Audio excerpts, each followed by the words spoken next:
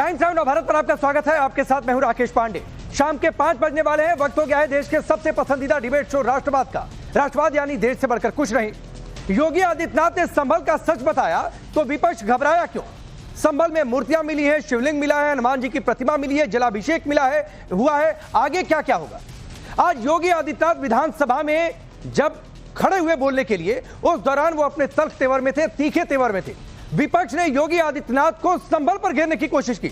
इन सबका जवाब एक एक करके योगी आदित्यनाथ ने दिया और दो टूक ये साफ कर दिया कि विपक्ष सिर्फ और सिर्फ तुष्टीकरण की सियासत कर रहा है। सवाल यह भी है कि योगी आदित्यनाथ ने विपक्ष के नेताओं को आज बाबरनामा पढ़ने की नसीहत क्यों दी? 46 साल बाद मंदिर खुलने के बाद आज भी पूजा पाठ किया गया। इस बीच मंदिर के पास कुएं से 3 मूर्तियां बरामद हुई। इस बीच संभल के मुद्दे पर यूपी विधानसभा में जोरदार हंगामा हुआ। पहले एक रिपोर्ट आपको दिखाते हैं, फिर उसके बाद चर्चा की शुरुआत।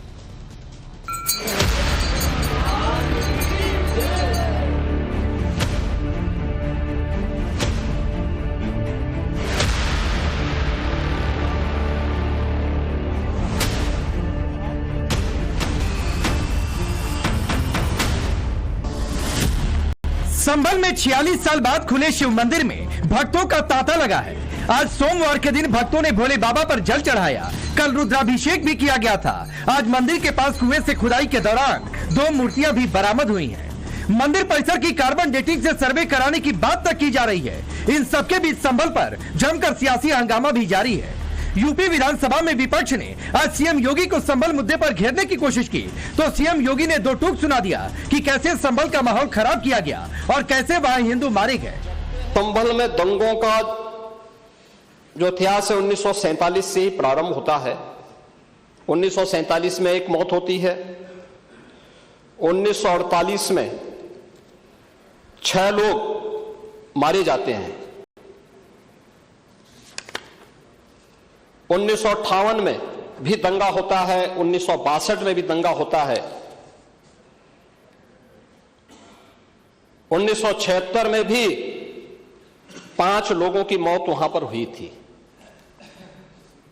और 1978 में 184 हिंदुओं को सामूहिक रूप से जला दिया गया था।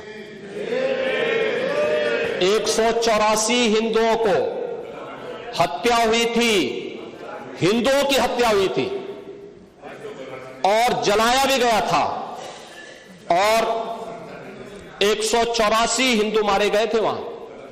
184। मैं वही तो कह रहा हूं ना, आप उस सच को स्वीकार नहीं करेंगे, आप उस सच्चाई को स्वीकार नहीं करेंगे और लगातार कई महीनों तक वहां कर्फ्यू था। 1980 में फिर दंगा हुआ था, एक मृत्यु हुई। 1982 में फिर दंगा हुआ, एक मृत्यु हुई। 1986 में 4 लोग मारे गए और 1990 फिर 1992 में 5 मौतें हुई। 1996 में 2 मौतें हुई।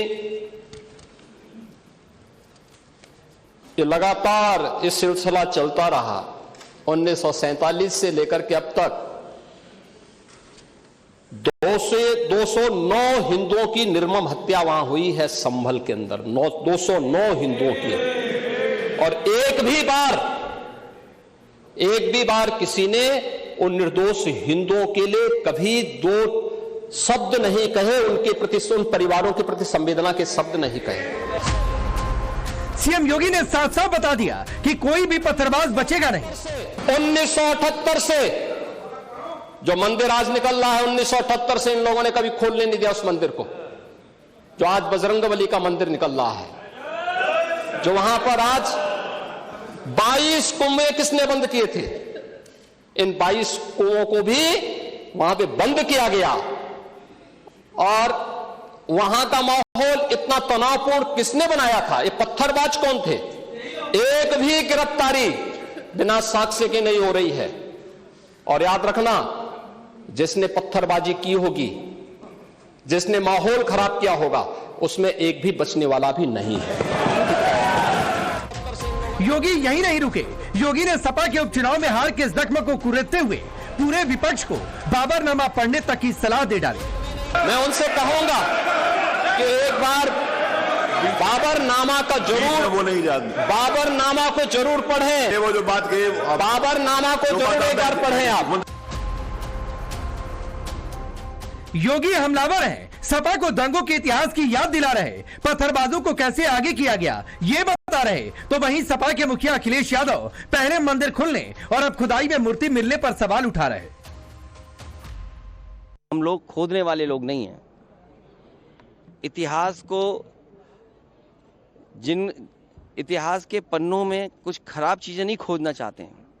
हम लोग नए रास्ते खोजने वाले लोग हैं और जिनको अपने भविष्य के बारे में नहीं पता कि भविष्य क्या होगा, भविष्य में क्या बदलाव चाहते हैं, वो इतिहास में ही हमेशा रहते हैं। हम लोग भविष्य बनाना चाहते हैं। तो क्या ये संभल में हिंदुओं की आस्था का मंदिर मिलने से अखिलेश यादव की पीड़ा और दर्द है? सवाल कि हिंदू आस्था के मंदिरों को बंधक बनाकर क्या अखिलेश भविष्य तलाशेंगे? अखिलेश ही नहीं, उनके विधायक इकबाल मसूद ने कैसे विधानसभा में मुस्लिम विक्टिम कार्ड खेला, वो सुनिए। बहुत ज्यादती हो रही है, खासतौर से हम लोगों को निशाना बनाया जा रहा है। हर ऐसे ऐसे नारे लगाए जाते हैं जिससे हमें उत्तेजित करना का मौका देते हैं, मगर हम उत्तेजित नहीं होंगे।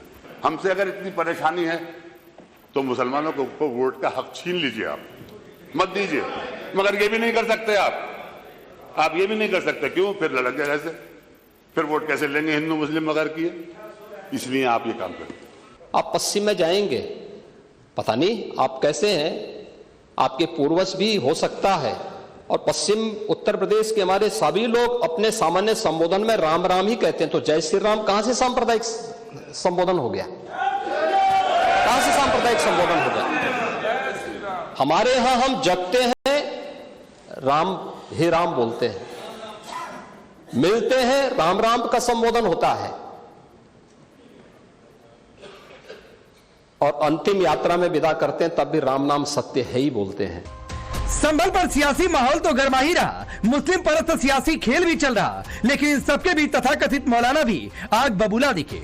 मंदिर खुलने के बाद मुस्लिम लीग के मौलाना तो सीधे सीधे फसाद की बात कर रहे। मौलाना कौसर हयात के पेट में इतना दर्द हो रहा कि वो सीधे पुलिस पर सवाल उठा रहे और आरोप लगा रहे कि पुलिस लड़ाई झगड़ा कराने के लिए नया मुद्दा तलाश रही है।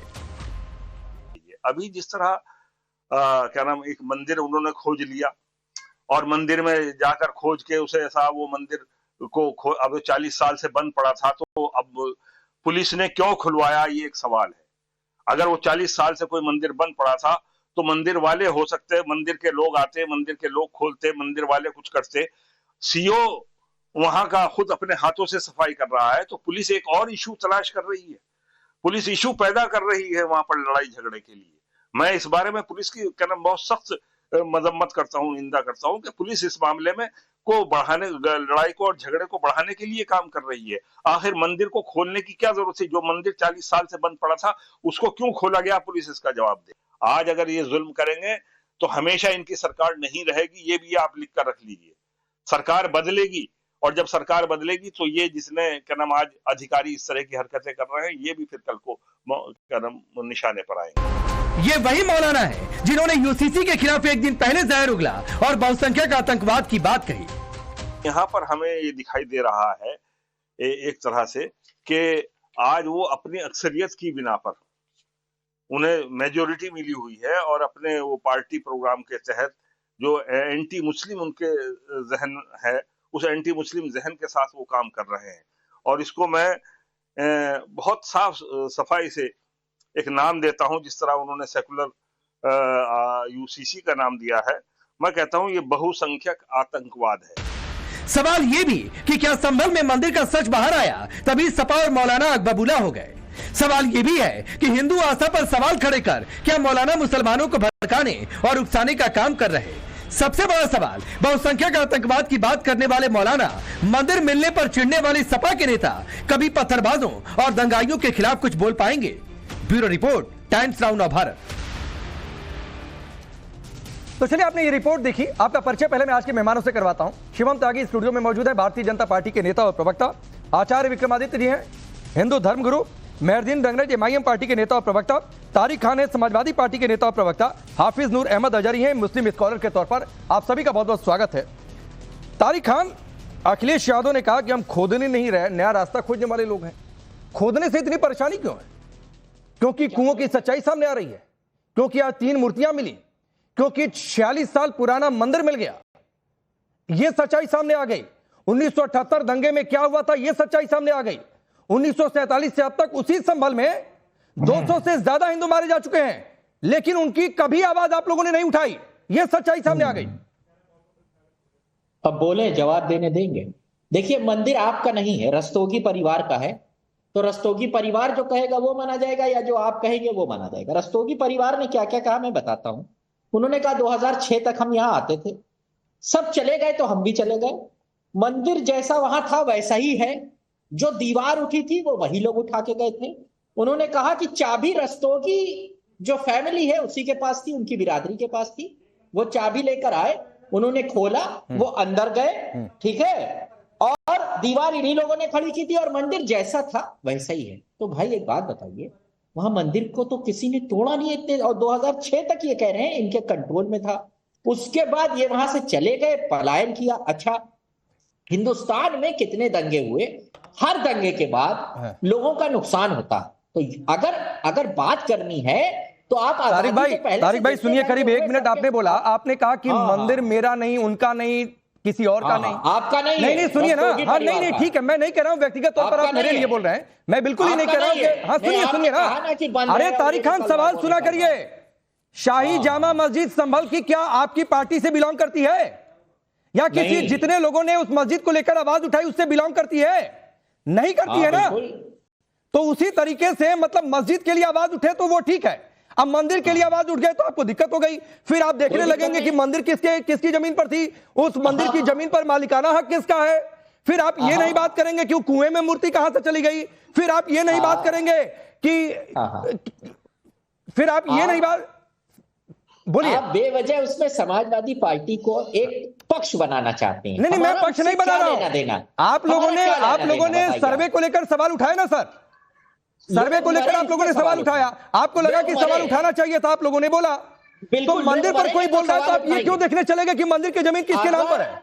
2 सवाल पूछिए, 78 में जिसकी सरकार थी लोग मरे, योगी जी ने गिनाया कि इस ईयर में इतने लोग मरे, तो जिस ईयर में जिसकी सरकार थी उनसे पूछिए, और अभी जो 5 आदमी योगी जी की सरकार में मरे वो भी पूछिए। तो अगर किसी की सरकार में कोई मरता है तो अरे तो तारिक खान, नहीं ठीक है आपकी बात, शिवम उस पर रिप्लाई करेंगे, लेकिन मैं कह रहा हूं कि 5 लोग मरे गए, किसकी गोली से मरे नहीं मरे अभी इन्वेस्टिगेशन में बात सामने आ जाएगी, लेकिन आप उनकी आवाज उठा रहे हैं ना, तो ये 209 हिंदुओं की आवाज क्यों नहीं उठाते हैं? कभी मैंने सुना क्या?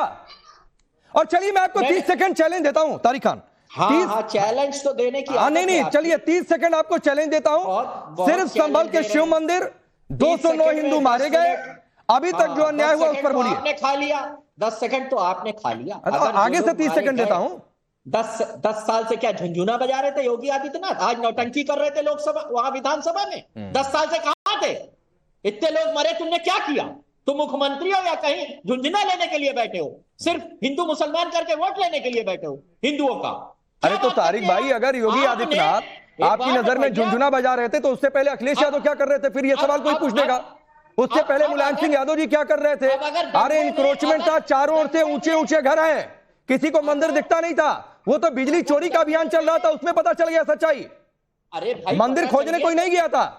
लेकिन खैर आपने एक बात कही ना शिवम, अगर योगी आदित्यनाथ ने विधानसभा में बोला तो इनको लग रहा है झुंझुना बजाएगा विधानसभा में, सदन के पटल की इतनी मर्यादा इनको समझ में आती है, चाहे लोकसभा और चाहे विधानसभा हो।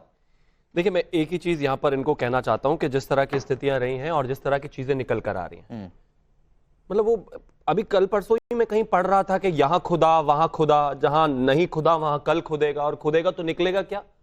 मंदिर, मूर्तियां, कुएं, हिंदू धर्म के जितने भी प्रतीक चिन्ह हैं वो, ये देश को मतलब समझ में नहीं आता कि किस तरीके के मुस्लिम तुष्टीकरण में पहुंच गए थे हम, कि वो तो आज ऐसी सरकारें हैं, ऐसा माहौल है, तो देखिए क्या हाल है। 50 सेकंड वही संभल जिसमें 209 लोगों की आजादी के बाद से आज तक जो है हत्या कर दी गई, उस पर बात करें तो गुनाह, अगर वहां पर मंदिर निकले तो गुनाह, अगर वहां पर कुआं निकले तो गुनाह। एक मौलाना कह रहे थे बैठकर, वो शायद वो सीईओ के बारे में कह रहे थे, उस अनुज चौधरी के बारे में, कि भाई वो वहां पर खुद मंदिर निकाल रहे हैं, वो खुद कुएं निकाल रहे हैं, तो क्या अच्छी बात है भाई, वो एक पुलिस वाले भी हैं और हिंदू भी हैं, और अगर वहां पर कुछ चीजें जांच में निकल कर आ रही हैं, मंदिर निकल कर आ रहा है, तो क्या मंदिर में जाके भगवान के सामने पुलिस वाले हैं तो क्या हाथ नहीं जोड़ेंगे क्या?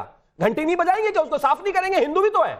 मैं मानता हूं इस तरह की बेकार की बातों का कोई तर्क नहीं है। और चर्चा इस बात की है कि खोदा क्यों जा रहा है। इस बात की चर्चा तो है ही नहीं कि खोद कर जो निकल रहा है वो वहां दबा कैसे, पहुंचा कैसे। तो सोचिए कि इस देश में अगर भारतीय जनता पार्टी की सरकार ना होती, उत्तर प्रदेश में योगी आदित्यनाथ जी की सरकार ना होती, भाजपा की सरकार ना होती, केंद्र में आदरणीय प्रधानमंत्री जी की सरकार ना होती, तो ये सब चीजें बाहर निकलकर कभी नहीं आनी थी। इन लोगों ने तो दबा दी थी। अब अखिलेश यादव पर आते हैं, अखिलेश यादव पर आते हैं। वो कहते हैं हम खोदने में नहीं जाना चाहते, हम भविष्य में जाना चाहते हैं, हम भविष्य की बात करना चाहते हैं। मंदिर को दबाकर, उसको बंद करके, कुओं को पाट कर, तीर्थों को दबाकर, उसके ऊपर मुस्लिम बस्ती बसाकर उसके भविष्य की बात करना चाहते हैं। बोलिए तारिक। आप नहीं चाहते उन मंदिरों की बात करनी, क्यों नहीं करना चाहते? बोलिए तारिक खान। बिल्कुल, आप क्यों नहीं कर रहे थे इतने सालों से? मंदिर हम तो कर रहे हैं, जैसे जैसे चीजें निकल कर आई हम कर रहे हैं। कौन कह रहा नहीं कर रहा? मेरी एक बात सुनिए। तो आप सुनाइए। आप ये करिए, जहां जहां जिस जिले में दंगे हुए हिंदू मुसलमान के, वहां एक सर्वे करा लीजिए, और अगर इस तरीके की जगह बंद की गई उसको खोलिए। समाजवादी पार्टी का फुल समर्थन है, जीरो ऑब्जेक्शन। अरे अभी सर्वे हो रहा है तो उस पर तो दिक्कत हो गई। हाँ? एक सर्वे से तो दिक्कत हो गई, क्योंकि बाबर की सच्चाई आ रही थी। देखो राकेश भाई, एक जगह रहा करो, इस मंदिर पे हो या सर्वे पे हो। नहीं, मैं सब जगह हूं भाई, क्यों एक जगह रहा करो? एक जगह रहो भाई, आप एक जगह है। नहीं, आप एक जगह है, बिल्कुल सही कहा, मैंने गलत कहा। तारिक खान, आप एक ही जगह है, और वो एक जगह है तो उसकी तरह की पॉलिटिक्स। क्योंकि मैंने कहा कि 30 सेकंड बोलिए, वो 209 जो हिंदू मारे गए 1978 में, जो हिंदू मारे गए उन पर बोलिए, तो आप लोग चुप हो जाते हैं। बिल्कुल, समय दीजिए ना, समय देंगे नहीं। 209 हिंदू मारे गए, हिंदू चीफ मिनिस्टर है योगी, उनको न्याय दिलाए ना। क्या चूड़ी पहन के बैठे? अरे फिर वही बात है, अभी न्याय दिलाया तो जा रहा है, पत्थरबाजों को बात की तो जा रही है, जो बख्शे नहीं जाएंगे यही तो कहा जा रहा है। उस पर आप ही राजनीति कर रहे हैं। कल परसों आप ही के सांसद जो है संसद में खड़े होकर रो रहे थे, कह रहे थे अत्याचार हो रहा है, मुसलमानों को टारगेट किया जा रहा है। कार्रवाई करे पत्थरबाजों पर तो दिक्कत, ना करे तो दिक्कत। ये तो तय करना है आपको भाई। नहीं, हमें नहीं तय करना है। बिल्कुल आपको तय करना है। पत्थरबाजों का समर्थन करता कौन है? अखिलेश यादव। गुंडों का समर्थन करता कौन है? अखिलेश यादव। मुस्लिम तुष्टिकरण की बात करता कौन है? अखिलेश यादव। इस तरह की लड़ाइयों में सिर्फ मुसलमानों का पक्ष लेता कौन है? अखिलेश यादव। हिंदुओं के खिलाफ बोलता कौन है? अखिलेश यादव। मंदिरों के खिलाफ बोलता कौन है? अखिलेश यादव। ये तो बात हिंदू और सनातन धर्म की है, तो मैं मेहरदीन और अजहरी साहब आऊंगा, लेकिन उससे पहले आचार्य विक्रमादित्य 30 सेकंड में आपसे चाहूंगा। ये 3 मूर्तियां मिलना, कुओं का हिंदू धर्म में महत्व, उस हरिहर मंदिर को लेकर जो दावा है उसके चारों ओर कैसे देखा जाए, और कितनी बड़ी सच्चाई है ये सनातन के लिए? देखिए, इस देश के हर व्यक्ति को पता है कि संभल किसका स्थान है। संभल सत्यव्रत अनादिकाल से रहा है, सत्यव्रत उसका नाम था। और जो मूर्तियां निकल रही हैं, किसने फेंकी है, हर एक को पता है क्यों फेंकी जाती है। किसी तालाब के अंदर, किसी कुएं के अंदर मूर्तियां विसर्जित नहीं की जाती। आज एक कहानी नहीं चला दी इन लोगों ने कि मूर्तियां विसर्जित की, किसी कुएं के अंदर मूर्तियां विसर्जित नहीं की जाती। इस बात को इनको समझ लेना चाहिए। मूर्तियां फेंकी जाती हैं कुएं के अंदर, और इतिहास गवाह है किन्होंने फेंकी, वो ये सामने प्रत्यक्ष दिखाई दे रहा है। मैं कह रहा हूं एक सबसे बड़ी बात तो आज इन्होंने तारिक साहब ने यहां बोली कि भैया मंदिर तो रस्तोगी समाज का है, ये बांटने और काटने करते आए हैं, और यहां इन्होंने बैठकर वही किया है, वही इनकी आदत है। मैं एक सवाल सीधा इन तीनों लोगों से पूछता हूं कि अगर वहां मस्जिद निकल आती, अगर वो मस्जिद बंद होती, तो क्या छाती पीट रहे होते? पूरे देश को आग लगा दी होती इन्होंने। बैठो, बताओ क्या कर रहे होते? बोलिए मेहरदीन, क्या कर रहे होते अगर वहां मस्जिद निकल के आती, किसी हिंदू के घर में तारिक भाई मस्जिद निकल के आती, तो क्या कर रहे होते? मैं कह रहा हूं राष्ट्रपति करिए, अगर कोई मस्जिद इस तरीके से, जो आचार्य विक्रमादित्य का सवाल है, अगर सालों से बंद होता तो क्या होता? देखिए, जिस तरीके से ये एक पैटर्न है, जिस तरीके से लोगों को भटकाया और भटकाया जाता है कि वहां पर, आप ये बताइए, जब 46 साल से वहां पर मंदिर था, किसी मुसलमान ने मंदिर पर कब्जा करा हो तो बताइए, कोई मूर्ति खंडित करी हो तो बताइए, अपनी किसी चीज की कोई तरीके। अरे सर ये गलत बात है, ये बिल्कुल गलत बात है राकेश भाई। मैं किसी के बीच में नहीं बोला था, इन्हें ये पता नहीं है मेरा इतिहास कि मैं अगर बोलना शुरू कर दिया तो ये बोल रहा है। रुकिए, आचार्य रुक जाइए, इतिहास दिखा रहे हैं मेहरदीन, और इतिहास दिखाकर धमकी भी दे रहे हैं, तो एक बार सुन लेते हैं क्या वो धमकी देना चाहते हैं। और एक चीज फैक्ट करेक्ट कर दूं, 46 साल से बंद पड़ा हुआ था मंदिर, खोला नहीं हुआ था, बंद पड़ा हुआ था मंदिर। तो कितना पुराना उसकी कार्बन डेटिंग होगी, ये भी, इस पर भी विचार हो रहा है। सुनिए, तो अभी वो भी सच आने दीजिए सामने। अच्छा सुनिए, अरे कोई दिक्कत, अरे सर सुनिए, मंदिर वहां पर था, वो वाला जहां पर जो मंदिर मिला है, और वहां पे वहां के जो लोग हैं, जो वहां के लोकल लोग हैं, उन्होंने कहा कि कभी मुसलमानों ने यहाँ पर ना कब्जा करने की कोशिश करी, ना अपना मस्जिद बताने की कोशिश करी। तो ये प्रोपोगेंडा तो भाजपा का काम है। मैं तो एक बात कह रहा हूँ राकेश भाई, कि सारे मुद्दों को हटा देने चाहिए देश के। बस अब ये तलाश होनी चाहिए भारत खोदो योजना, एक योजना लानी चाहिए, एक बिल लाना चाहिए मोदी जी को। जितने भी मंदिर है, जितने भी मस्जिद है, जितने भी कुएं हैं, सबको खोद दो, क्योंकि इनके पास जो है रोजगार खोदने के लिए तो नहीं है कि उन्हें मालूम हो जाए कि कहाँ पर रोजगार की कमी है, कहाँ महंगाई क्यों बढ़ रही है। इन मुद्दों से किसी तरीके से आजादी के बाद मुसलमान, ये तो आजादी के बाद बंद किया। नहीं, इनको क्यों दिक्कत है मैं बता दे रहा हूँ, क्योंकि ये खोदने के क्रम में बाबर की सच्चाई खुद रही है और इसलिए दिक्कत है। अभी मैं पूछ दूं कि मुगल आक्रांता को आदर्श मानते, बाबर को आदर्श मानते, मेहरदीन ताल ठोक कर कह देंगे कि हाँ बाबर बहुत महान था। अभी बोलकर वो जाएंगे कि बाबर को अपना आदर्श मानते हैं, औरंगजेब को भी आदर्श मानते हैं। सुनिए राकेश भाई, ये बीच में आप जो ये मेरा समय है, आप मेरे समय पर ये कैसे बार बार बोल रहे हैं? अरे समय क्या होता है? जमी है ये भवसीर है। समय सवाल के हिसाब से मेहरदीन इनकी आवाज डाउन करिए, मेहरदीन की आवाज डाउन करिए, मेहरदीन सड़क छाप भाषा नहीं मेरे सामने, मैं पहले बता दे रहा हूं। चौक चौराहे पर बैठकर डिबेट नहीं कर रहे हैं। मैं सबको ये कहता हूं सर, नेशनल चैनल पर बैठते हैं तो नेशनल चैनल वाली मर्यादा बनाकर रखिए। एक बात मैं पहले आपको बता दे रहा हूं, वरना मैं यहां पर खुलेआम छोड़ दूंगा, पता नहीं कौन किसको क्या क्या उपमा देगा। तो इसलिए बिल्कुल इस तरीके की बात नहीं, रुक जाइए, चलिए रुकिए सर और सोचिए कि आपने क्या बोला है। यही आपकी पार्टी सिखाकर भेजती है क्या, या वकालत में यही वाली पढ़ाई होती है कि ऐसे शब्दों का इस्तेमाल करिए जाकर टीवी चैनल पर डिबेट में? चलिए अजारी साहब, एक मौलाना जी ने कहा है बहुसंख्यक आतंकवाद। कभी सुना है किसी को भी ये टर्म देते हुए कि माइनॉरिटी टेररिज्म? जिस मौलाना ने कहा उसकी गलती है, इस तरह के अल्फाज किसी को किसी के बारे में नहीं बोलना चाहिए। गुड, मेरी बात सुने, ना मंदिर निकला है और ना मंदिर मिला है। बहुत देर से सुनना हो निकला है मिला है, वो मंदिर पहले से वहां पर था, मौजूद था।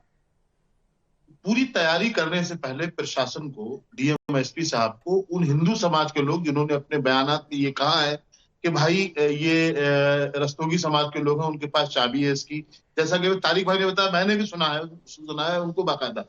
तो उन लोगों ने कहा यहाँ किसी तरह का कोई आपस में भेदभाव नहीं था, हम लोग आपस में रहते थे, खेलते थे, कोई यहाँ किसी तरह की टेंशन नहीं थी।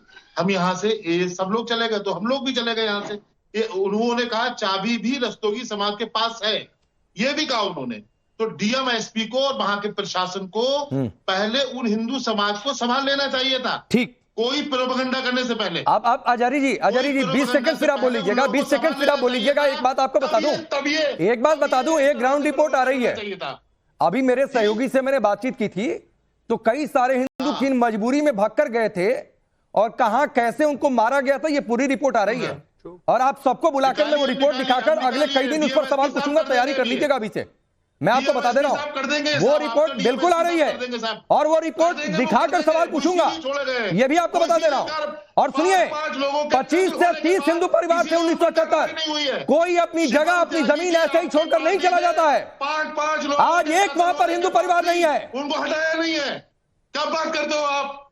ईमानदारी है थोड़ी बहुत भी, अगर बची हो तो इस्तेमाल कर लो अभी आप। नहीं, आपके अंदर ईमानदारी नहीं बची है, सारी ईमानदारी आचार्य विक्रमादित्य मेरे अंदर खोजेंगे। नहीं है आपके पास, बेईमानी कर रहे हो आप। हाँ, आचार्य विक्रमादित्य बुलवाने में भी बेईमानी ईमानदारी। भाई साहब, जिस प्रकार से 200 संभल में अभी आज योगी जी ने जो बात करी, 1978 के अंदर जो घटना घटी, 200 लोग मार दिए गए, ये ईमानदारी है? हाँ, ईमानदारी है बिल्कुल। आपकी किताब के प्रति ईमानदारी है कि जहां काफिर दिखाई दे काट दो, बिल्कुल दिखाई दे रही है ईमानदारी आपकी। इंसानियत के प्रति ईमानदारी नहीं है आपकी। अजहरी साहब, आप जो बोल रहे हैं आपकी इंसानियत के प्रति ईमानदारी नहीं है, आपकी अपनी किताब के प्रति ईमानदारी है कि पूरा देश देख रहा है, पूरा विश्व देख रहा है। और अब इस बात को समझ लें कि अब वो सरकारें नहीं है जो आपको पाल के रखने वाली है। जो सच से जो जाहिलपना आप लोग करेंगे उसका पूरी तरह से जवाब दिया जाएगा। और इसकी समझ ठीक है, जो आप लोगों ने किया है, 5 लोग अपने मारे हैं, आप लोगों ने अपने आप मारे 5 लोग सामने। ठीक, तारिक खान, लोकसभा में संविधान पर चर्चा हुई तो संभल उन्नाव की चर्चा सबसे ज्यादा हुई। तो संभल में सिर्फ एक वर्ग की चर्चा हुई क्योंकि आपके विधायक खड़े हुए विधानसभा में, चाहे आपके सांसद खड़े हुए लोकसभा में। वो संभल की बात सिर्फ अपने लिए करते नजर आए, हिंदुओं की बात किसी ने नहीं की। 5 लोग जो मरे उनकी बात की गई, लोग मरे हैं ना। रामगोपाल मिश्रा नहीं मरा, उसकी भी बात उठाई गई। किसने उठाई? उसकी भी बात उठाई किसने गई। उठाई और कब उठाई? विधानसभा में पूरी प्रक्रिया देखा करिए। माता प्रसाद पांडे ने ये बात उठाई कि जो ये आप दंगे करा रहे हैं भारतीय जनता पार्टी, ये बहराइच में हुआ, संभल में हुआ, इसमें लोग मरे, एक मिश्रा जी मरे और 5 लोग यहाँ संभल में मरे। नेपाल के नागरिक नहीं थे, भारतीय नागरिक थे। मिश्रा जी को किसने मारा?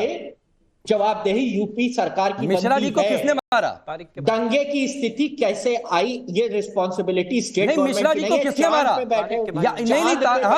तारिक खान, यहाँ तो संभल में आप लोगों ने ताल ठोकर कहा बिना सबूत के पुलिस ने गोली मार दी, फलाने ने मार दिया। मुझे बताइए बहराइच में किसने मारा? अपने नाम के आगे न्यायाधीश लगाने लगी है आप। नहीं, मैं तो सवाल पूछ रहा हूं। मैं सिर्फ अरे क्या दिक्कत हो गई? ना अभी रुक जाइए, अभी रुक जाइए। रोकने की आपने कहा ना, माता प्रसाद पांडे जी ने कहा, योगी आदित्यनाथ ने भी बोला और नाम लेकर बोला कि किसने मारा। अब मुझे आप एक बात बताइए कि संभल में आपने कहा ना बिल्कुल कि पुलिस ने गोली चला के मार दिया, जबकि कोई सबूत नहीं है। मुझे बताइए बहराइच में मिश्रा को किसने मारा? आपके पास प्रूफ है किसने मारा? नहीं, मुझे ने, अरे मेरे पास तो संभल का भी प्रूफ नहीं है। मेरे पास तो संभल का भी प्रूफ नहीं है। जिन लोगों ने मारा, 5 एक्यूज जो है वो जेल में है, गंभीर धाराएं उन पे लगी हुई है। यहाँ जिन लोगों को 5 लोगों ने मारा संभल में, एक भी आदमी जेल में नहीं है। किसने मारा बताइए ना। अरे तो बताइए ना, नाम लीजिए ना भाई। इनको बहराइच में किसने मारा, नाम लीजिए। इनको दिक्कत क्या हो रही है? बहराइच में सैफुल्ला और Sarfaraz, main accused Sarfaraz jail में है, उनके बाप भी जेल में है, उसका भाई भी जेल में है। तो इतनी दिक्कत क्या हो रही है? 1 मिनट लग गया शिवम त्यागी, 1.5 मिनट लग गया इनको नाम लेने में सरफराज का। 1.5 मिनट लग गया, 1.5 मिनट तारिक खान को। ये बढ़ जाते मानिए, इन्होंने 1.5 मिनट में तो बोला। इनके जो नेता हैं वो तो 1.5 महीने से नहीं ले पाए। संभल के बाद संसद में खड़े होकर भाषण संविधान पर चल रहा था, वो हिंदुस्तान को बता रहे थे कि हिंदुस्तान में मुसलमानों को दूसरे दर्जे का नागरिक बना दिया गया है, उन पर अत्याचार हो रहा है, उनको मारा जा रहा है, उनको पीटा जा रहा है, ऐसा नहीं होना चाहिए। रामगोपाल के बारे में तो एक शब्द उन्होंने नहीं कहा। जब दंगों की बात कर ही रहे थे, संभल की बात कर ही रहे थे, तो बहराइच की भी कर लेते, लेकिन वो तो प्रायोरिटी में ही नहीं है ना भाई, उस पर तो बात होनी नहीं है। हाँ, मुस्लिमों के साथ क्या हो रहा है उस बात पर पूरी मौलाना अखिलेश यादव जी को बोलना है, वो बोले, कोई बात नहीं, मेरी शुभकामनाएं। उनको जिससे वोट चाहिए वो बोल देते। क्या हुआ? आवाज चली गई आपकी। अरे आवाज लाइए भाई इनकी। क्या आवाज चली गई? नहीं, आवाज चली गई आपकी। आवाज अब करिए, आवाज अब करिए भाई इनकी, आवाज अब करिए। आवाज अब करो, पहले से धीमा कराए थे तुम। आप बोलिए बोलिए। मौलाना मत बोले, कह दो तमीज में रह। क्यों ये तमीज? क्या मौलाना बदतमीजी का शब्द है? मौलाना तो अच्छा शब्द है। वो प्रैक्टिसिंग हिंदू। अरे तो मौलाना तो अच्छा शब्द है, इसमें क्या बुराई है? आपको मौलाना बुरे लगते हैं? प्रैक्टिसिंग हिंदू है। नहीं, तो इसमें बुराई क्या है? बुराई क्या? आप मौलाना मोदी कहोगे? कमाल बात हो गई। ऐसा कोई काम आदरणीय प्रधानमंत्री जी करते ही नहीं जो करें। लेकिन अखिलेश यादव जो बार बार सिर्फ और सिर्फ मुस्लिम मुस्लिम मुस्लिम मुस्लिम मुस्लिम का जाप करते रहते हैं, उनको जो लोग वोट देते हैं वो क्या सोचते होंगे भाई? उनको ऐसे ही सोचते होंगे। नहीं, चिड़िए मत इस तरीके से, ऐसे नहीं तारिक जी, ऐसे नहीं। मौलाना अखिलेश कहना कोई बुरा नहीं है, और शब्द अच्छा, और मुझे लगता है उनकी पर्सनैलिटी पर जाता भी है। जिस तरीके के उनके काम है, जिस तरीके के उनके निर्णय हैं, जिस तरीके की उनकी बातें हैं, जिस तरीके से वो हर समय सिर्फ मुस्लिम मुस्लिम करते रहते हैं, तुष्टिकरण में घुसे रहते हैं, उनके लिए इससे बेहतर उपमा, इससे बेहतर नाम हो ही नहीं सकता। ठीक है तारिक खान। अरे सुनिए भाई, तारिक खान और मेहरदीन, एक तो मेहरदीन खासतौर पर आपको बता रहा हूं सर, मैं हर बार ये रिक्वेस्ट करता हूं कि चौक चौराहे की डिबेट नहीं चल रही तो भाषा का थोड़ा सा संयम बना के रखिए। और दूसरी बात है कि अभी तो देखिए पता नहीं क्या क्या संभल से सच बाहर निकल कर आता है, और जो योगी ने कहा कि रातों रात नहीं सच्चाई सामने आई, अब देखना ये होगा कि इस पर देश की दूसरी पार्टियां बोलती क्या हैं, तुष्टीकरण की पॉलिटिक्स या सच्चाई को स्वीकार करती हैं। आप सबका शुक्रिया, रुकेंगे ब्रेक।